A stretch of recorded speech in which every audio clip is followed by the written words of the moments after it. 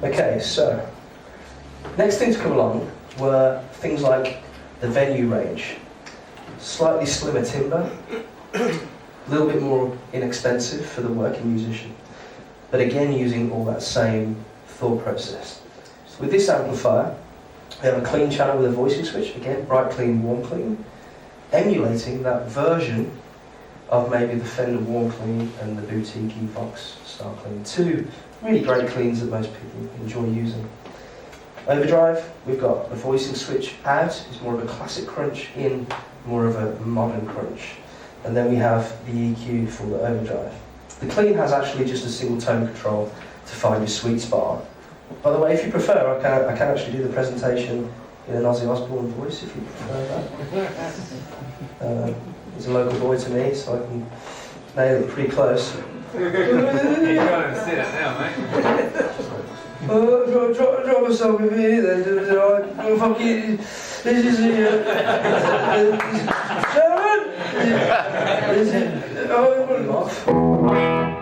Generally stays nice and clean, lots of headroom.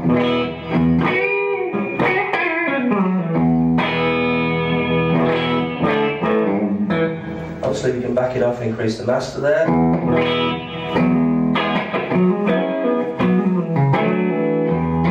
Single core maybe.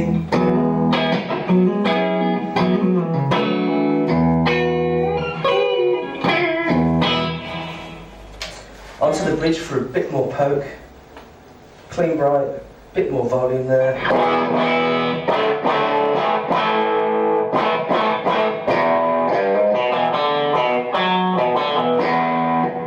Two cleans. That's just going there quickly without EQing again it just right. But giving you that option is pretty cool.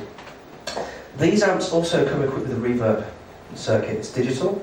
The guys deemed the digital circuit to be a bit more usable for the overdrive sounds.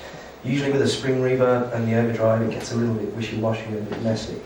Most people tend to have the stuff on the floor, but for the working musician it's nice to have a reverb circuit built in.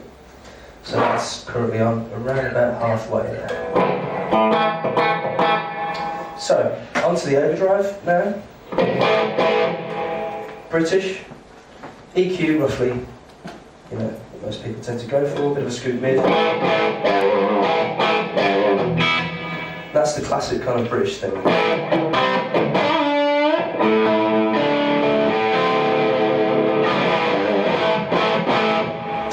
Then, if we voicing switch in, higher gain stage, scoop mid a little bit. American, bit more gain.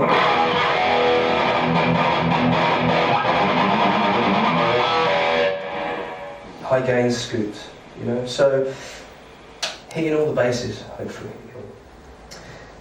HT5.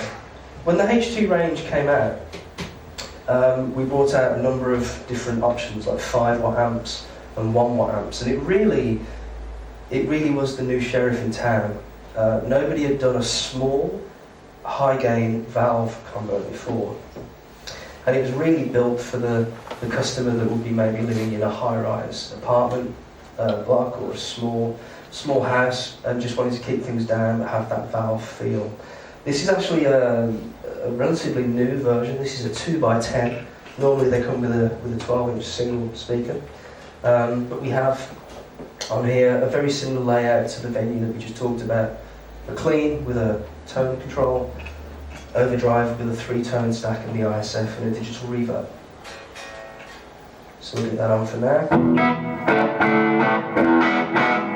The one thing Blackstar offer with all of their amplifiers is, apart from the ISM range, what we were talking about earlier with the pedal going through the PA system direct, an emulated out feature. So back home, about 5 or 6 years ago, I started to play bass for a few local bands doing weddings and private parties and clubs and bars and so on. And occasionally I'll get asked to do a guitar gig because that's my main instrument. And I thought, well, I just want to turn up with a guitar really and a small amp. I don't want to take a huge rig. I just want to turn up, get paid and get out of there. Maybe a slice of cake along the way. But the HT5 is a perfect option for me. Now you might think of 5-watt, doing a room this size, maybe bigger. No, it's not going to deliver. But the emulated out feature allows you to get there. So we actually have a cable already ready to go through DI box into the PA, and Matt will bring it in midway through some licks. So this is just the sound of the normal amp. Let me just put a drive on there.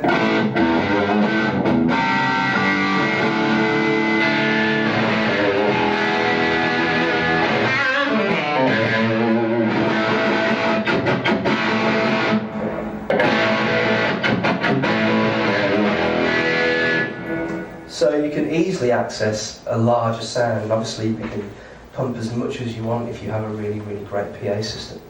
But what I do as well, just to kind of step outside the box a little further, is I actually mic the cab up as well, and I take up 2 channels on the mixer. Now what you can do is, are we still going through the PA? Yeah.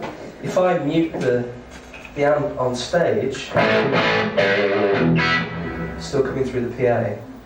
So I can separate the mix, and I can just look after the sound of that and get it tweaked and get it just right. And then obviously I can mute that channel, turn the amp back on, and then concentrate on what's happening here with the mic.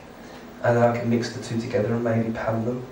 And I get a really, really wonderful sound live with a 5-watt amp. Pretty cool.